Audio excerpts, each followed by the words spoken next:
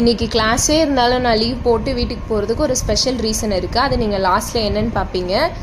பயங்கர பசியோடு நான் காலையிலே கிளம்பி 12:30க்கு தான் வீட்டுக்கே போனேன். ஸோ வீட்டில் போய் சாப்பாடு என்னென்னு பார்த்தா சாம்பார். தயவு செஞ்சு எனக்கு சாம்பார் வேணாம் அப்படின்னு சொல்லி கெஞ்சினதுனால எங்கள் அத்தை எனக்கு எக் ரைஸ் பண்ணி கொடுத்தாங்க. அது நல்லா ஃபுல்லாக சாப்பிட்டு எனக்கு பிடிச்ச கருணக்கிழங்கு வச்சு சாப்பிட்டேன். ஒரு காஃபி குடிச்சிட்டு நல்லா தூங்கிட்டு இருந்தேன். அதுக்குள்ளே 3 ஆயிடுச்சு.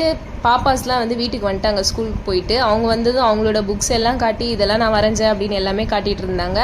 ஆக்சுவலாக என்ன ஸ்பெஷல் டேனா நாளைக்கு அவங்களுக்கு பர்த்டே. ஸோ இன்றைக்கி அவங்கள கூப்பிட்டு போய் ஒரு ஸ்பெஷலாக இருக்கணுன்றதுக்காக அவங்களே கூப்பிட்டு போய் கடைக்கு போய் என்னென்ன வேணுமோ வாங்கிக்கிட்டோம் அப்படின்னு கூட்டிகிட்டு போயாச்சு.